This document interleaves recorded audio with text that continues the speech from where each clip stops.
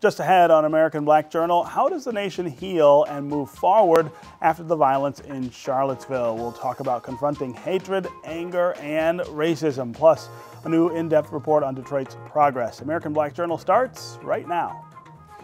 American Black Journal is funded by the W.K. Kellogg Foundation, a partner with communities where children come first.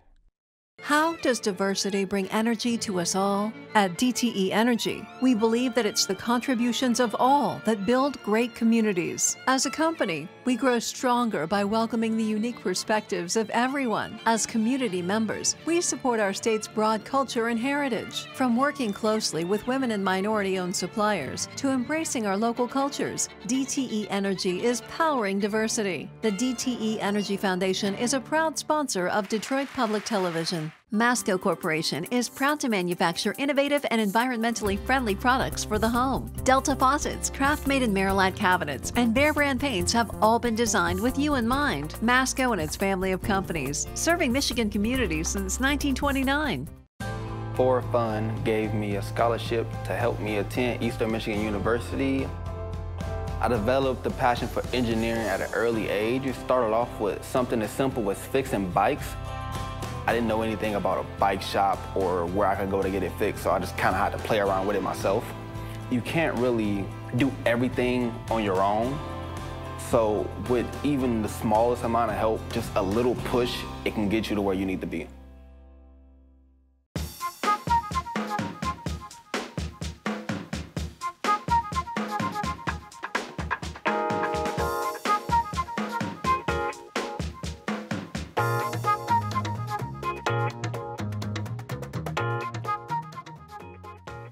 Welcome to American Black Journal. I'm Stephen Henderson. There's been a lot of debate over the violent and deadly demonstration by white supremacists in Charlottesville, Virginia. President Trump was pretty harshly criticized for his response to the violence, and since then, we've seen more white nationalists plan rallies in various cities to promote hatred and bigotry. So, how does the nation move forward? Joining me now to tackle that question is social and civil rights activist Reverend Horace Sheffield III. Welcome back. Thank you, Steve. Black yes, Journal. My pleasure. So that word healing, I think that means something different to lots of different people. And I think one of the problems that we have with incidents like this is that people want to use that word instead of justice. Sure. And I think the relationship between those two things is one of the things we got to work on, right? Well, you know, I thought a lot about what I was going to say today, and I think the genesis of this is rooted in what I call white male anxiety, the sense that this country belongs to a certain group of people. And when President Obama was elected, we know that folks on the Hill met the very day of inauguration to thwart his progress. And this is only going to go on for 4 years. No question. Right? And things that they were for, they were now against. Things they were against, they were now for. And so the lack of civility that we saw with respect to people in the actual House during the State of Union addresses, calling the president out, has led to where we are now. I mean, Trump is the personification and accumulation of some of the racist sentiment. The backlash. No question. And so I think we've gone further backwards because at least there was a larger degree of tolerance. And some of what we've seen was subliminal and subterranean. Now it's mainstream, and it's frightening. And so what do you do to, I mean, my instinct is always to say, all right, well, that's what they believe, that's what they're saying, but there's got to be a way to break through that to get us all to be able to at least talk about the things. And you know, we're talking about a lot about white anger.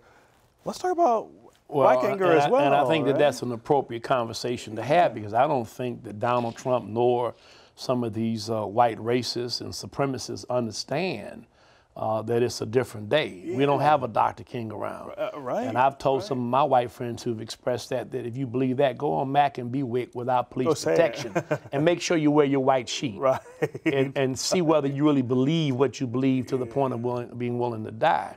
But yeah, that's an issue that people have to be aware of, is that it is engendering and causing comparable response on the other side. But what's heartening to me, when you look at the counter-protests and the people who've organized against all of this, the younger population of white Americans and others who've grown up with a culture of diversity now see this as antithetical to the America that they want to see occur.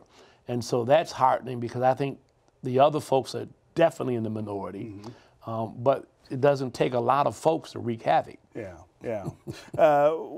We saw what happened in Charlottesville, but as I point out, there's stuff happening all over the place. I don't feel like we're dealing with quite the same issues here in Southeast Michigan. It's not that kind of thing, but we have our own. Well, I mean, we've had a history here, restrictive covenants. The Women's Club on Ferry and Brush had to close up the front door and open the side door. I remember stress, and I remember, the whole notion of who's Detroit, which was then being discussed when African Americans were moving here and forced to live in certain neighborhoods. So, we've gotten past the more visible manifestations of racism. We don't have guys marching around with torches. Obviously, though, some of this stuff was very deep-rooted and right beneath the surface for Trump or anyone else to be able to bring it to the fore. I again say what we're dealing with here is whose country this is. Right. And that conversation, as you know, by these white supremacists and Breitbart and all them, believe it to be theirs. Right. And they're afraid that it's changing. I mean, well, white males are going to be the minority very, very soon. And so I say white male anxiety. And white men are even willing to sacrifice the progress and rights of women. It doesn't matter to them. They just want this to be their country. I never forget, I went to the inauguration first time for President Obama. I was one of the early supporters of him. And I saw T-shirts that says, for real, a black man in the White House. Really? I mean, at the inauguration. At the inauguration. Yeah. So we've got a long way to go. You're right, in Detroit, with the majority population and some of the progress has been made along the lines of civil rights. We don't have the police brutality issue. We don't. In large, we don't. If it is, it's based on class, but not on race. Right. We're really lucky to be where we are. Yeah. What should the pushback against what we saw in Charlottesville look like? I have found myself in recent weeks saying, all right, let's get a bunch of African-American men together, 300 or 400 of them, and march around with torches and say, aggressive things. I mean, that's sort of how you feel. And then you think, well, but the reality is, Steve, let's be honest, if men of color did that, they'd be arrested. We couldn't do it. I mean, the passive posture of the police in Charlottesville would never be the case if they were black men walking around with torches. The fire department would have been there with hoses. But so then that leaves us with that question. It leaves us with having, number one, to mobilize from the bottom up. We got too many people who don't vote. I mean, we're dealing with a backlash that's based on someone who was elected. With 15% of the population that votes and the vast majority who doesn't. Jim Farmer, who was a good friend of my dad's, came to TOC when I was about 10 years of age, and he made this statement. He said, politics is the most mundane art, who gets what and how much. And anyone who does not want to vote or be involved in politics wants someone else to decide what they don't have. That's right. I never forgot that. I was elected at 21 years of age. And I still think that's true. And people who get on talk radio, and I'm a talk radio host, and they express themselves. I mean, half these people aren't even voting. Let's really vote. True. Let's get people to the polls. And we can turn these folks out who are turning other folks on. Speaking of voting, one of the things I feel like we also have to do is fight the pushback against voting, which is these sort of ridiculous ID requirements and stuff, with efforts to make sure people have what they need to do. I mean, let's have an ID drive in places like. And the mechanics of voting is very important. But what's frightened me in this last election was African Americans denouncing Hillary Clinton and telling people they ought not vote. Now, where are those folks? There was no difference, right? Right. I mean, maybe we ought to send the white supremacists to find them with some lanterns. Right. I mean, we have to vote. We have to make certain that people have access to the ballot. We have to make it easier, not harder. And there are places around the country that does that. I mean, there are places you can vote besides just election day. Right. Let's make this a real democratic process, and hopefully we'll wind up not only with political democracy, but economic democracy as well. All right. Reverend Horace Sheffield III, always good to talk with you. My pleasure, man. You come from a great family. I know your people. So do you. I know yours. That's right. All right, coming up next, an in-depth report about progress in Detroit. But first, We continue our look at the Detroit Historical Society's Detroit 67 Oral History Project. Here's businessman Walter Douglas talking about the uprising. I got here in July of 1966, and so I was here for just about a year and a few days before the 1967 disturbance. And I called it a disturbance, a rebellion. Some people call it a riot, but I think that just like Howard Neal and the Movie Network said, I'm sick and tired of this, I'm not going to take it anymore. I think African Americans in Detroit at the time was pretty sick and fed up with their second-class treatment. Now, everybody didn't think that African Americans were being treated as second-class citizens, and they looked to things like the efforts that the UAW had undertaken to create several offices within the UAW, including Nelson Jack Edwards and Horace Sheffield. These were prominent individuals back at that time. But almost none of the major corporations in the metropolitan community had any officers or had any people above maybe what you would call an assistant vice president.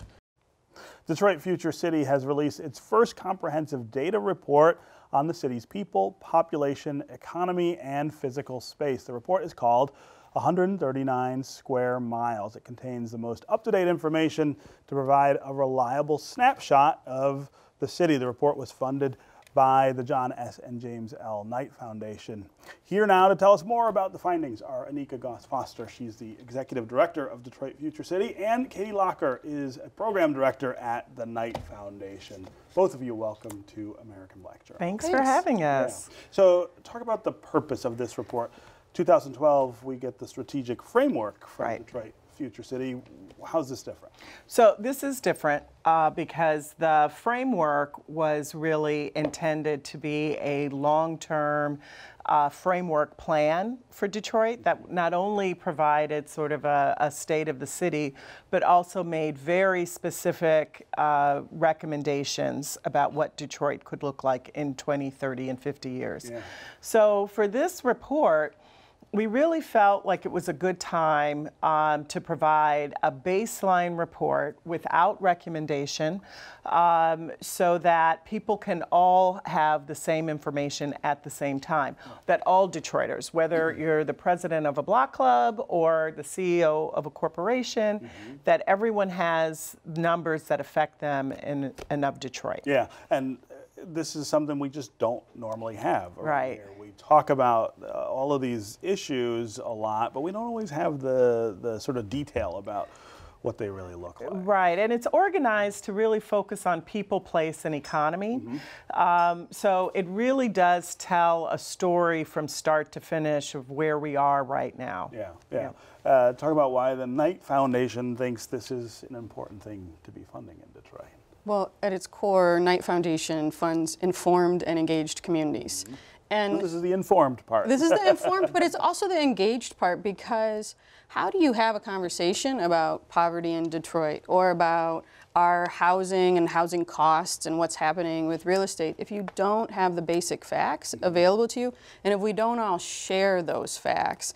And in a world where we're having increasing debate about what facts do we trust, how do we have a partner that can put out this information and we all have confidence that it's verifiable, we know where it came from?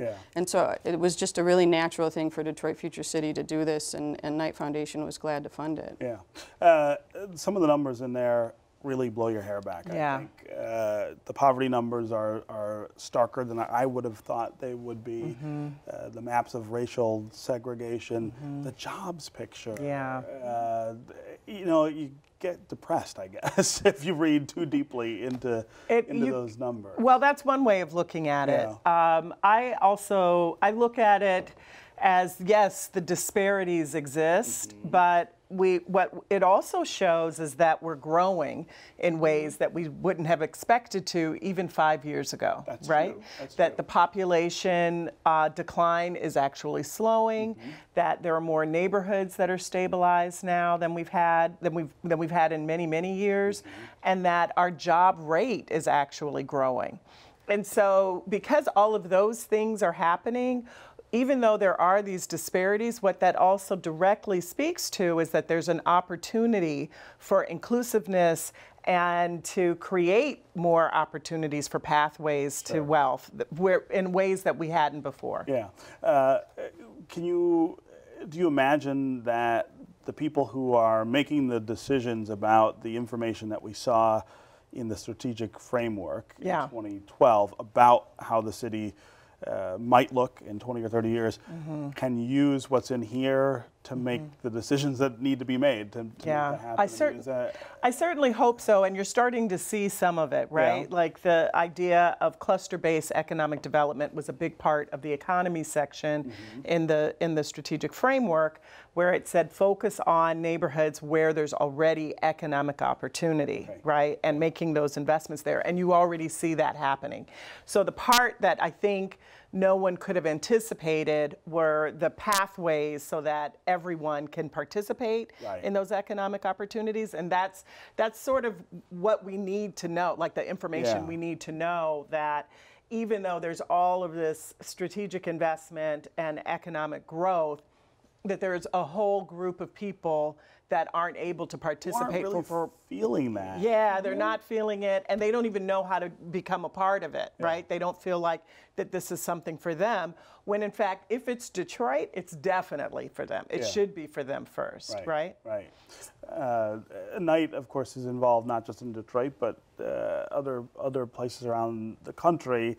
Do you have a sense of how what we're doing here with DFC, both in terms of the 2012 report and this report, sort of reflect the things that other people are thinking about, or is this pretty unique to Detroit? You know, part of what requires this report is that the world is watching Detroit, and that's what I see is my colleagues across the country are asking those questions. Well, what's happening in Detroit, and how are you doing this? And so having this kind of information that we all agree upon gives us a starting point.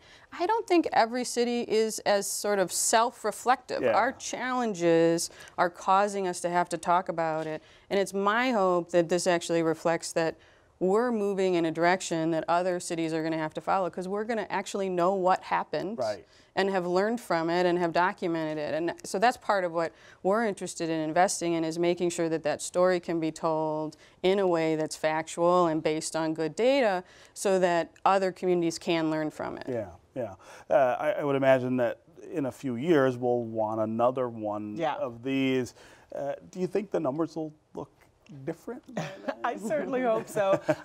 No, I definitely think they will, because there are already some gains that we've made in the past that sort of led right up to the report that weren't included in the report because we wouldn't have even had the verified information yet. And so I think you will see some gains in things like the median household income increasing, and in the median home costs increasing, as well as income. We're hoping that we can see some of the income disparities move, some of those numbers moving as well. The job rate numbers moving, and the education. Like because of the Promise program, for example, there will be more.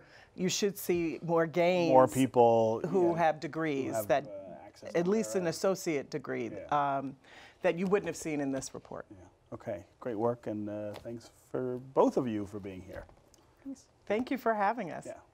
Finally, today we have a special One Detroit report on a teacher who uses music to teach students about African American history. Quincy Stewart is a music teacher, band leader, and choir director at Detroit Central High School, but he is also very passionate about students knowing their history. Take a look. I'm famous in room 213. That's the only famous I am, is I'm famous in room 213. My name is Quincy Stewart III. I'm 59 years old, and I'm the band director here at Detroit Central High School. I'm a musician. I went to school for music. That's what I love to do, and I perform and play and all that kind of stuff, but funny things happen on the way to what you want to do. And that choir approach. Today is my first hour class. It's a music appreciation class. I woke up this morning with my mind. That whole church gospel feel has gone from that to incorporating R&B. This music appreciation class deals with music and history.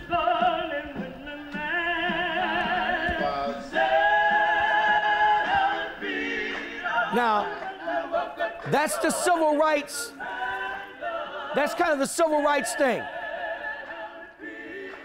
And you heard this a lot during the civil rights movement. Choir style songs. It doesn't make sense to teach a music appreciation class and say, okay, this is Coltrane. This is Charlie Parker. This is Duke Ellington. This is Jimi Hendrix. This is the Delphonics. And you don't even know what framed that music. What caused them to write that? What time were they living in when they wrote this? And it explains volumes about why that music exists. So you're hearing more determination here. This is right in '65 with the Edmund Pettus Bridge incident where blacks were beaten by state troopers. For a young black kid to know about the things that occurred in our history that are still happening today, it seems to always be some kind of reticence about that. Anybody ever heard this song before? Never? Listen to the words.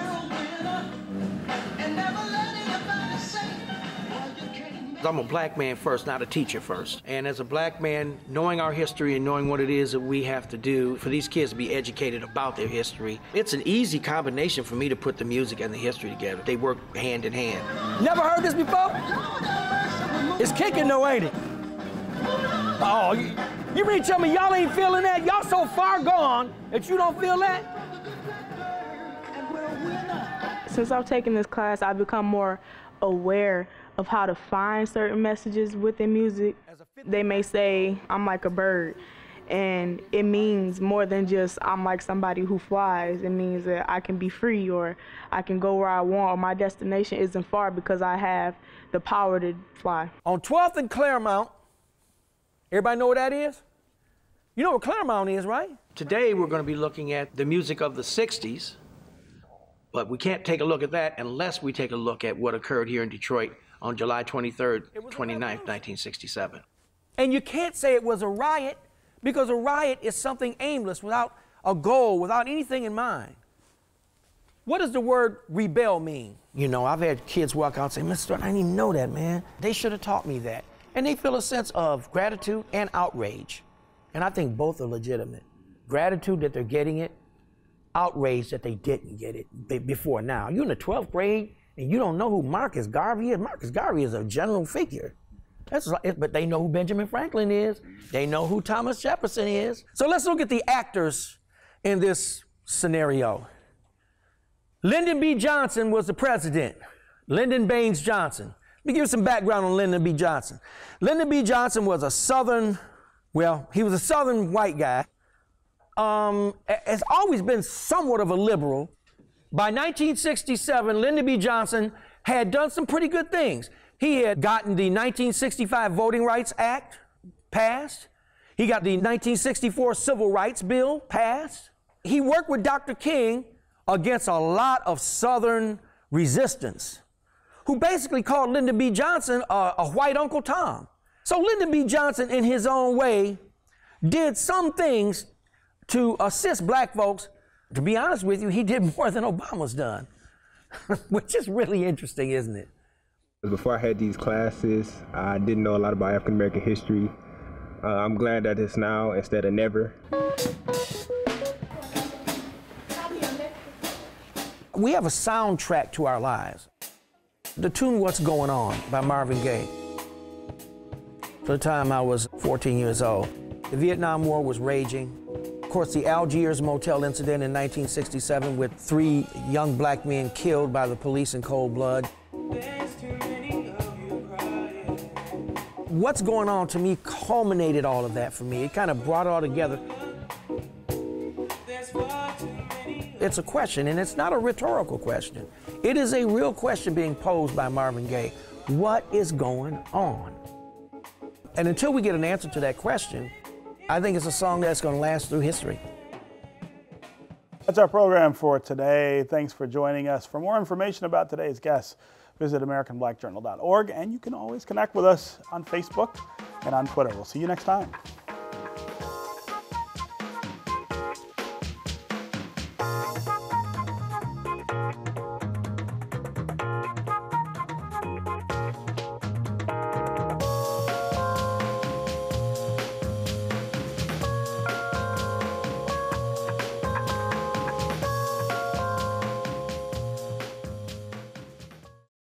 American Black Journal is funded by the W.K. Kellogg Foundation, a partner with communities where children come first.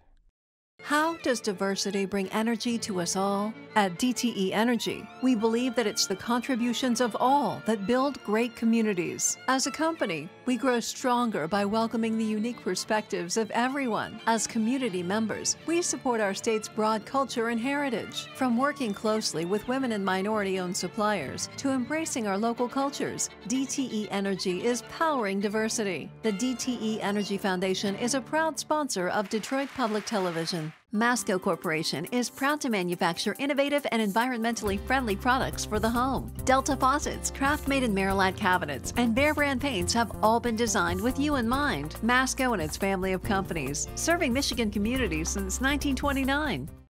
For Fun gave me a scholarship to help me attend Eastern Michigan University. I developed a passion for engineering at an early age. It started off with something as simple as fixing bikes. I didn't know anything about a bike shop or where I could go to get it fixed, so I just kind of had to play around with it myself. You can't really do everything on your own, so with even the smallest amount of help, just a little push, it can get you to where you need to be.